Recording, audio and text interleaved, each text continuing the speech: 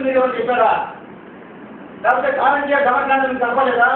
ఆ రోజు గవర్నర్ మీకు కనపడలేదా? లేకపోతే నీరుకొండ పల్లికోపం లేకపోతే వేగంట సగం విదేశానికి వెళ్ళేసి అటువంటిప్పుడంతా గవర్నర్ మీకు కనపడలేదా? ఆ గవర్నర్ కనీసం ఒక విషయం చెప్పలేదా? నిన్నగానే మన హైదరాబాద్ గొడవలు నైట్ కంటే ఒక కన్నీటి పొద్దున్న రాజ్యదా? మీ భర్తలకు వెళ్ళని చెప్పారా? తెలంగాణ నుంచి అనేక మంది దుబాయ్కి వెళ్ళి దుబాయ్లో ప్రాణాలు అర్పించి చూస్తుంటే ఆ శవాలు వెనక్కి తిరుగుతున్నాను కూడా, ఆ శవాలు వెనక్కి తీసుకుని కూడా మీరు ఎప్పుడైనా మీ భర్తలకు చెప్పారా ఆ విషయాన్ని గురించి? లేకపోతే గవర్నర్కి మెమరాండం ఇచ్చారా? ఈ రోజు కూడా మీరు ఏం చెప్తున్నారంటే మేము ఎప్పుడు ఎదలకు రాను, రాను తల్లి మీరు ఎప్పుడు ఎదలకు రారు, మీకు అది అవసరం లేదు, మీకు హైదరాబాద్ కావాలా?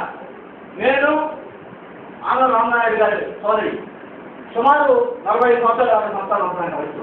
ఎంత పక్షాబద్ధం చెప్పినా ఇవన్నీ చెప్పాల్సిన అవసరం నేను వాళ్ళు ఎక్కించిన కాదు, ప్రజలు చెప్పాల్సిన అవసరం చెప్తున్నాను. నేను ఆయన ఏం చెప్పినట్టే ఆ రోజు మద్రాసు వెళ్ళిపోయేటప్పుడు, మద్రాసు నుంచి ఆంధ్ర వెళ్ళిపోయేటప్పుడు నేను అక్కడ చదువుతున్నాను. ఆ రోజు నా చదువుకు ఇబ్బంది వచ్చింది.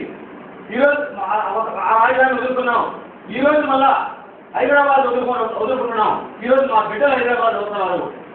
ఇప్పుడు మా బిడ్డలు ఇబ్బంది వస్తుంది. ఇటువంటి ప్రమాదం లేదని వీధి వల్ల చదువుకున్నారు. మా బిడ్డలతో పోటీకి పెట్టండి, మేము వీధి వల్ల చదివి పెద్ద పెద్ద కార్పొరేట్ స్కూల్స్ ఉన్నాయి చెప్పి హైదరాబాద్లో అక్కడ చదివిస్తూ ఆ కార్పొరేట్ స్కూల్లో చదివే బిడ్డకి ఇబ్బంది వస్తే అన్ని ప్రమాదకరమైన విషయమా? దుబాయ్కి వెళ్ళి రకరకాల ప్రాంతాలకు వెళ్ళి వలస వెళ్ళి అక్కడ బానిసగా బతుకుతూ చచ్చిపోయిన వాళ్ళని వెనక్కి చూపించారు కూడా మీ మంత్రులు కనీసం ఒక గవర్నమెంట్ ఫాలో అయ్యి వాళ్ళ తీర్పు కూడా ప్రయత్నం చేయకపోతే అది ప్రమాదం కాదు, అది సమస్య కాదు ఆ దృష్టిలో. కానీ మొత్తం మీద అబద్ధం ఎక్కడంటే ఆ వయసు 40 సంవత్సరాలు, ఈరోజు ఆంధ్ర రాష్ట్రం నుంచి 60 సంవత్సరాలు దాటింది.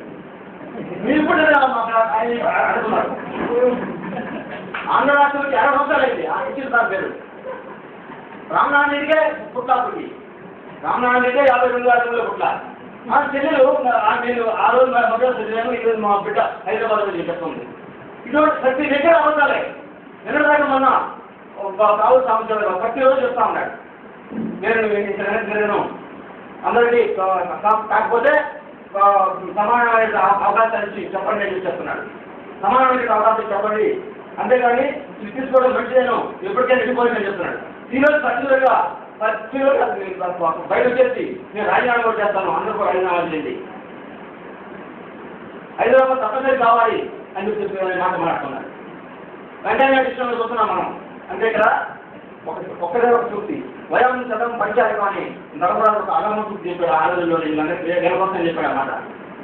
ఎట్లా చెప్పాడంటే అది జరగవచ్చు.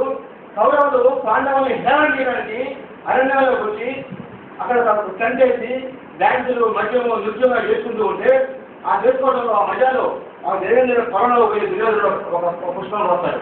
చిత్రవేదుడు అయినటువంటి గంధర్వుడు ఆ నాగార్జునుడు బంధించి తీసుకెళ్ళిపోతూ ఉంటాడు.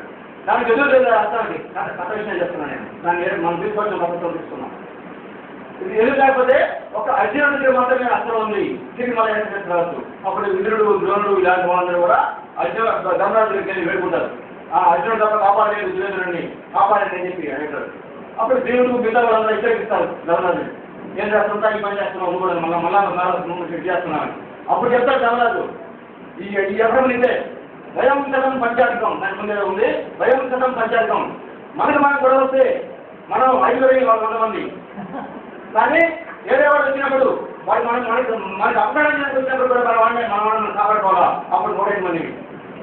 ఈరోజు పరిస్థితి ఆఖరి వచ్చేటప్పటికి మొత్తం మీద వెంకయ్య కావచ్చు, చంద్రబాబు కావచ్చు, ఇంకోటి కావచ్చు, ఎందుకంటే మనం వచ్చినాం మీకు ఎవరికైనా కొద్దిగా గొప్ప కావచ్చు, మోడీ కావచ్చు, పర్టికులర్గా ఒక బీఎస్సీ ఇచ్చేసిపోతున్నారు, ఒక శిక్షణ ఇచ్చేసిపోతున్నారు. రాబోయే రోజుల్లో మేము తెలంగాణ వ్యతిరేకమే. దీనికి కారణం ఏమైనా ఉండొచ్చు. ఈరోజు ఆమె వివేక మాట్లాడే మాటలు ఎంత సొల్లు మాట్లాడితే ఇప్పుడు అంత హేళన చేసి మాట్లాడతావా నువ్వు?